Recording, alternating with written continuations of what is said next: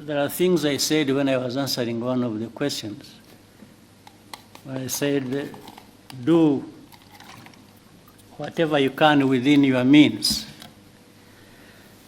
There are people who have the means and they can't deliver on something when they have the means. In fact, some people have a lot in terms of means and they don't deliver much. So, in that discussion, what was being said can be applied in defense, in I mean, again, another simple example, we are used to having, you have heard of peacekeepers across the world, financed by the UN, by big powers, and so on and so forth. And some security products that have to do a lot with the peace cannot be delivered because people will tell you there is no money to finance it. So we've tried to move around that and say, no, but there are some things that can be delivered even without much money by the UN or by the rich people.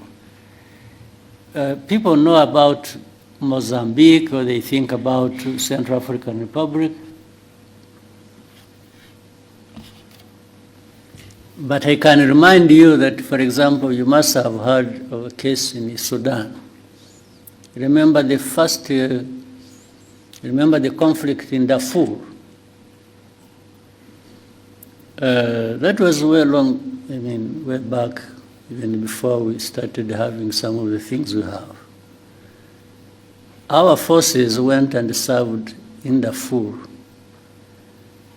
first under the African Union and then a hybrid African Union, UN. And do you know that for the first months, I think like 9 months, our forces went there and served without being paid anything.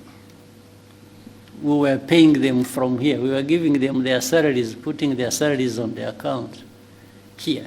And they were there, and whatever they were using there, we were giving them. That was, and what was delivered in that situation was better or more than we have seen delivered by so much money poured into a situation when you were there in Darfur. So it's again a question of how do you want to approach a problem. Having independence to do, it doesn't matter the size. Rwanda is not by any standard a big country. We are one of the smallest countries, I think, in the world. But does that stop us looking around for what we can do and within our means and do it? Or deliver whatever we can somewhere else, first looking at what is within our means? So it's that sort of approach that must have built on or during that discussion that happened recently. There is and by the way, looking at what makes you independent does not remove the fact of the need to work together.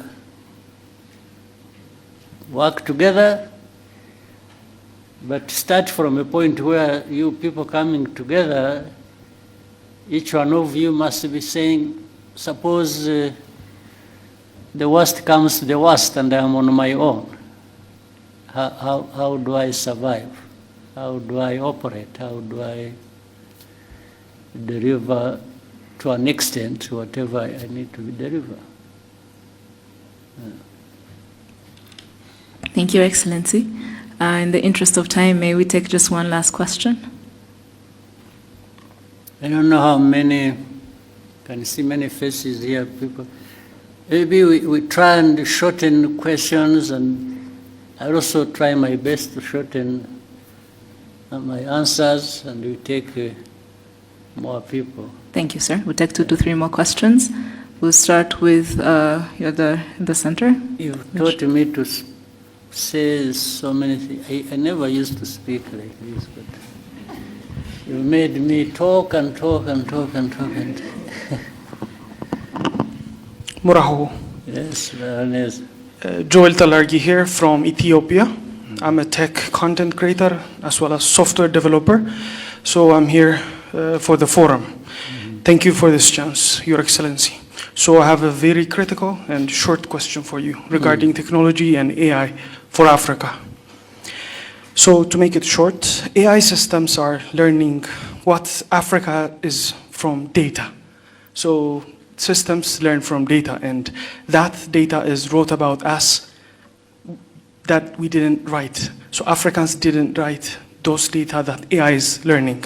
And we have the youngest population on Earth, which is a very big thing, and the thinnest digital footprint of our own making. So my question is, what will African governments do differently this time?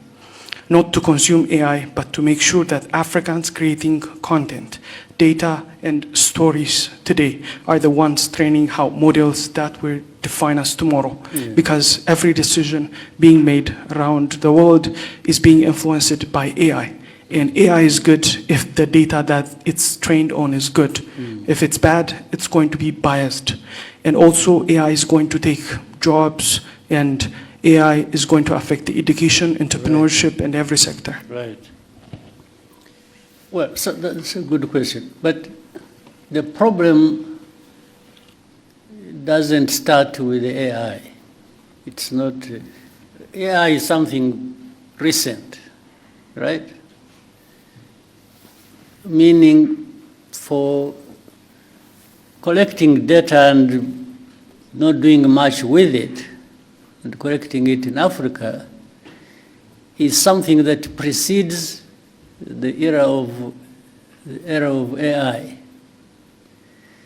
So, but it goes back to that question, where Africa, whether it is AI or anything else that will come in the future, and we shouldn't be taking all this long to be part of the conversation, the global conversation. How can we keep referring ourselves to, I mean, as people who are left behind, who AI comes, is the data, it is collected from us, it is going to affect us because those who are developing systems are using yes, that is a problem that has been there for, let me say, the last 100 years.